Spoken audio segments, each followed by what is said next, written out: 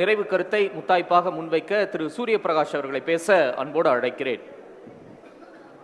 அன்புமணி அண்ணன் மீது ஒரு வழக்கு இருப்பதாகவும் அதனால் பயந்து கொண்டு பாஜகவோடு இருப்பதாகவும் ஒரு பரப்புரை சொன்னார்கள்.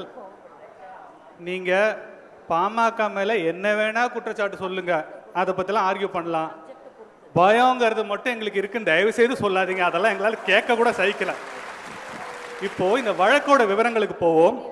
2012ஆம் ஆண்டு பதியப்பட்ட இந்த வழக்கில் 14 ஆண்டுகளாக சார்ஜ் ஷீட் ஃபுல்லாக ஃப்ரேம் பண்ணாமல் ரொம்ப முக்கியமான எவிடன்ஸ் என்று சொல்லக்கூடிய இந்த குற்றச்சாட்டை வச்சது இல்லையா, medical council of India MCI அவங்க ஒரு வீடியோ இன்ஸ்பெக்ஷன் பண்ணினேன்னு ஒரு குற்றச்சாட்டு ஒன்று சொன்னாங்க. 14 ஆண்டுகளாக அந்த வீடியோ எவிடன்ஸை அவர்கள் கொடுக்கவே இல்லை என்பதற்காக மார்ச் 16, 2026 இந்த மார்ச் மாதம் சுப்ரீம் கோர்ட் சொன்னது என்னன்னா, ஒழுங்கு மரியாதை அந்த எவிடன்ஸை வைங்க, இல்லைன்னா 3 பக்கத்தில் ஒரு விளக்கத்தை கொடுங்க, அந்த எவிடன்ஸை வைக்க முடியாட்டி இந்த கேஸை தொடர வேண்டுமா என்று சுப்ரீம் கோர்ட் ஒரு கேள்வி கேட்டிருக்கு. இதுதான் இதோட கடைசி நிலவரம். திமுகவிலிருந்து பேசின தோழர் இருந்து வழக்கறிஞர் அப்படின்னு நினைக்கிறேன், அதனால அவரோட புரிதலுக்காக நான் சொல்லிடுறேன். வழக்கு எண் CRL-ML 44422015. திமுக சேர்ந்த தோழருக்கு அடுத்த ரவுண்டு வரும்னு நினைக்கிறேன். அதுக்குள்ள இந்த வழக்கு நிலவரத்தை பார்த்து நான் சொன்னதுல ஒரு எழுத்து ஒரு வார்த்தை பொய்ன்னு சொல்லுங்க, நான் அரசியலை விட்டே ஓடி போயிடுறேன்.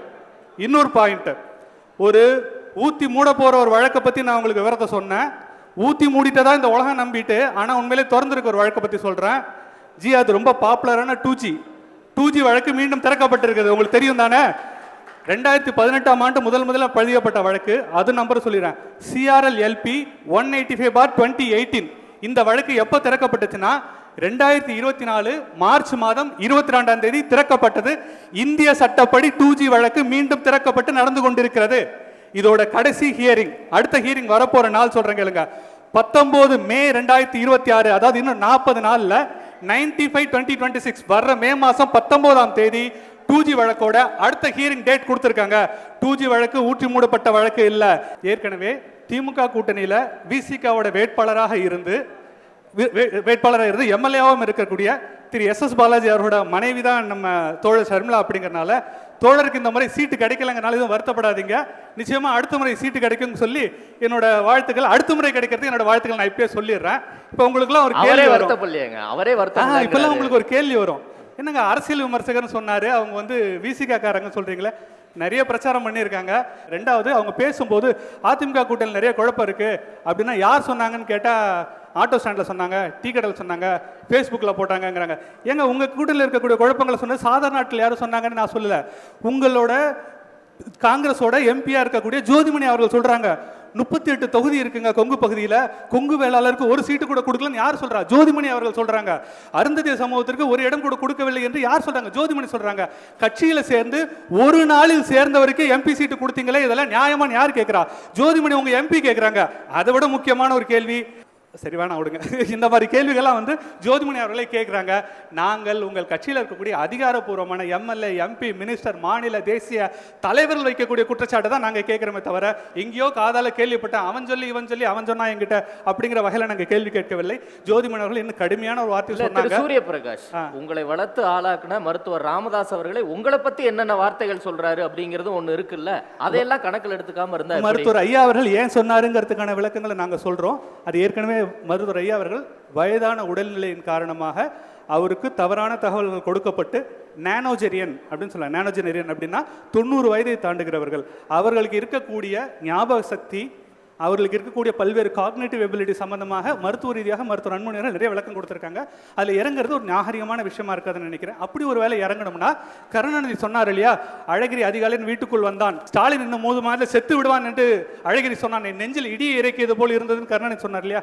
அந்த விளக்கத்தில் நம்ம போற மாதிரி ஆயிடும். இதெல்லாம் இருக்குங்க, அதுக்குள்ள வேணாம், நம்ம வேணாதுக்குள்ள போவேனான்னு விட்டோமே, நம்மளாம் வேணாம் தான் போறோம், நீங்களா தான் கேட்டு இழுத்து விடுறீங்க என்ன. இப்போ ஜோதிமணி அவர்கள் முக்கியமான இன்னொரு வார்த்தையை சொன்னார், அதாவது காங்கிரஸோட MP ஜோதிமணி, என்னன்னா காங்கிரஸ் தலைவர்கள் விலை பேசி விற்று விட்டார்கள், டபுள் கோட்ஸில் தெளிவாகவே சொல்றேன், காங்கிரஸை விலை பேசி விற்று விட்டார்கள் என்று ஜோதிமணி எம்பி அவர்கள் சொன்னார்கள். இதுல காட்டுமன்னார் கோயிலில் திருமாவளவன் அண்ணனுக்கு கொடுக்கப்பட்ட இன்னொரு நடிகரின் காரணம் பார்த்தீங்கன்னா, ஜோதிமணின்னு காங்கிரஸ்ல இருந்த ஒருத்தர் பிடிச்சி அவங்க சீட்டு கொடுத்துட்டாங்க. அண்ணனை பேட்டி எடுக்கிறாங்க. இளைய பெருமாளுங்கிற மிகப்பெரிய போராளி வம்சத்தில் வழி வந்தவர், அவர் நம்ம குறையா சொல்லல. ஆனா அண்ணன் எதேச்சியா சொல்றாங்க, நான் காங்கிரஸ்காரங்க, விசிகால் நான் விருப்பம் பண்ண கொடுக்கல, எனக்கு ஏன் சீட்டு கொடுத்தாங்கன்னே தெரியலங்கிறாரு பாவம். அவர் வெள்ளந்தி மனிதர் நிக்க வச்சிருக்காங்க. வாழ்த்துக்கள். ரெண்டாவது, இப்போ என்னோட முக்கியமான பிரச்சனை என்னன்னா, இவங்க தமிழ்நாட்டில் 5 லட்சம் கோடி கடன் வாங்கியிருக்காங்க. குறிப்பாக போன வருஷம் 1,84,000 கோடி கடன் வாங்கியிருக்காங்க. அந்த 1,84,000 கோடியில் கிட்டத்தட்ட 1,12,000 கோடிக்கு கணக்கு இருக்கு. 72,000 கோடிக்கு கணக்கே இல்லை என்று 6 மாசமாக நாங்கள் போராடிட்டு இருக்கோம். 72,000 கோடி எங்கே போனதுங்கிற விளக்கத்தை கொஞ்சம் சொன்னீங்கன்னா நல்லா இருக்கும். தமிழ்நாட்டில் மிகப்பெரிய கடன்களை வாங்கி எல்லா நிறுவனமும் நஷ்டத்தில் ஓடுது. மின் பகிர்மான கழகம் நஷ்டத்தில் ஓடுது, அரசு போக்குவரத்து கழகம் நஷ்டத்தில் ஓடுது, தொழில் வளர்ச்சி கழகம் நஷ்டத்தில் ஓடுது, வேளாண்மை வளர்ச்சி கழகம் நஷ்டத்தில் ஓடுது. தமிழ்நாட்டில் எல்லா கழகமும் நஷ்டத்தில் தான் ஓடுது. தமிழ்நாட்டில் லாபத்தில் ஓடுற ஒரே கழகம் திராவிட முன்னேற்ற கழகம் மட்டும்தான். இதோடு எனக்கு ஒரே ஒரு வாய்ப்பு மட்டும் சொல்லிடுறேன். நீங்கள் வந்து இந்த பாஜக பூச்சாண்டி காட்டுறாங்க, அவங்க பாஜக அதிமுகவை முழுங்கிடும், அதனால பயந்துட்டு தான் அதிமுக ஒரு வேலை செய்கிறாங்கன்னு. ஐயா, 12.5% ஓட்டு வாங்கின பாஜகவுக்கு 27 சீட்டு கொடுத்தது அதிமுக. கரெக்டாக 234 தொகுதியில் 12.5%ங்கிறது 27 நம்பர் தான் வரும். கரெக்டாக தான் அதிமுக கொடுத்துருக்கு. வெறும் 8% வாங்கின காங்கிரஸுக்கு நீங்கள் 63 சீட்டு கொடுத்தீங்களே, யார் என்ன கணக்குங்க ஐயா? அப்போ காங்கிரஸுக்கு திமுக அடிமையா போலியா? இப்படிலாம் கேட்கலாம். இருந்தாலும் நீங்கள் கச்சத்தீவு வரைக்கும் எதெல்லாம் எதுக்காக விட்டு கொடுத்தீங்கன்னு நம்ம போக ஆரம்பிச்சோம்னா நம்ம டீட்டெயிலாக போயிடும். சமூக நீதி பற்றி பேசினாங்க. ஸ்டாலின் அவர்களும் உதயநிதி அவர்களும் ரொம்ப வெளிப்படையாக சொன்னாங்க, திரும்ப சொன்னாங்க. இந்த அறிவிப்பை வேணா அதிமுக கொடுத்துருக்கலாம், அந்த வன்னியர்களுக்கான 10% இடஒதுக்கீடு நாங்கள் தான் செயல்படுத்த போகிறோம் அப்படின்னாங்க. அது சுப்ரீம் கோர்ட்டில் பிச்சுட்டு போனதுக்கு திமுக ஒரு முக்கியமான ஒரு காரணம். அதையும் தாண்டி சுப்ரீம் கோர்ட் சொன்னது தெளிவாக சொல்லிச்சு, ரெலவெண்ட் அண்ட் பெர்டினன்ட் டேட்டாவை கலெக்ட் பண்ணி ஸ்டேட் கவர்மெண்ட் கொடுக்கலான்னு திரும்ப சுப்ரீம் கோர்ட் சொல்லியும் 5 வருடமாக 2 IAS தலைமையில் நீங்கள் குழுக்களை போட்டு இன்னைய வரைக்கும் அந்த 10.5 கொடுக்காம ஏமாத்திக்கிட்டே இருக்கீங்களே, நீங்க திரும்பவும் இடஒதுக்கீடு கொடுத்துருங்க, நாங்கள் எப்படி நம்புறது? கேட்டால் மத்திய அரசு தான் கணக்கெடுக்கல எடுக்கணும் அப்படின்னு சொல்றீங்க. ஐயா, தெலுங்கானா கொடுத்துருக்காங்க, ஹரியானா கொடுத்துருக்காங்க, ஜார்க்கண்ட் கொடுத்துருக்காங்க, உத்தரகாண்ட் கொடுத்துருக்காங்க, ஆந்திர பிரதேஷ் கொடுத்துருக்காங்க. இந்தியாவில் இருக்கிற 11 மாநிலங்கள்ல மாநில அரசு மட்டுமே கணக்கெடுத்து கம்பார்ட்மெண்டலைஸ்ட் தனித்தனி இடஒதுக்கீடு பிரித்து கொடுத்துருக்காங்க. உங்களால் மட்டும் ஏன் கொடுக்க முடியல? ஒரு இடஒதுக்கீடுங்கிற சமூக நீதியை கூட மாநில உரிமையை காப்பாற்ற முடியாது. நீங்கள் எங்கிருந்து மாநில சுயாட்சியை காப்பாற்றுவீர்கள் என்பதை மட்டும் தயவு செய்து சொல்லிடுங்க. அதிமுக ஆட்சிக்கு வந்தா 10% கொடுத்துருவாங்களா? அதை கொடுத்தவர்கள் அதிமுக, அதை மீண்டும் செயல்படுத்துவோம் என்று சொல்ற எல்லா உரிமையும் அதிமுகவுக்கு இருக்கு. சமீபத்தில் சொல்லியிருக்காங்களா? அப்கோர்ஸ், எடப்பாடி சொன்னார், நீங்க பாத்தீங்களா வீடியோவை அனுப்புறவங்களுக்கு 10.5 இடஒதுக்கீடை அதிமுக வந்தால் நிறைவேற்றும் என்று எடப்பாடியார் சொல்லியிருக்காரு. அது உங்களுக்கு நான் அனுப்புறேன், 100% அனுப்புறேன். அப்போ இதுல என்ன பிரச்சனைனா, நீங்க 7 நிமிஷம் 8 நிமிஷம் கொடுக்குறீங்க, அதெல்லாம் பத்த மாட்டுது. நியாயமா நாங்க திமுக பத்தி விமர்சனம் பண்ணா 7-8 மணி நேரம் தேவைப்படும். தயவு செய்து இந்த மைக்கு சேர்லாம் விட்டுட்டு போயிடுங்க. நான் ராத்திரி ஃபுல்லாக உட்காந்து பேசிட்டு இருக்கேன், காலையில் நீங்க எடுத்துட்டு போங்க. அண்ணன் கலைஞம் அவர்கள், நான் நென்டிகே இவங்க விசிகாரங்க, யாருங்க சாரி டிவி கேக்காரங்க, அவங்களாம இருந்து அவங்களோட கருத்துக்களை சொல்லுவாங்க. திமுக என்கிற தீய சக்தி அழிப்பதற்கு அதிமுக என்கிற சக்தி மட்டும்தான் தமிழ்நாட்டில் நடைமுறையில் சாத்தியமுள்ள ஒரு கூட்டணியை உருவாக்கி வைத்திருக்கிறது. மிகப்பெரிய வெற்றியை அதிமுக அடைந்து திமுகவை வீட்டுக்கு அனுப்புவோம்.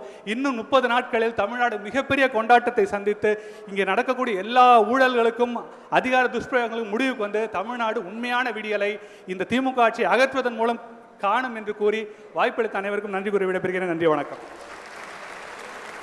நன்றி திரு சூரியபிரகாஷ்.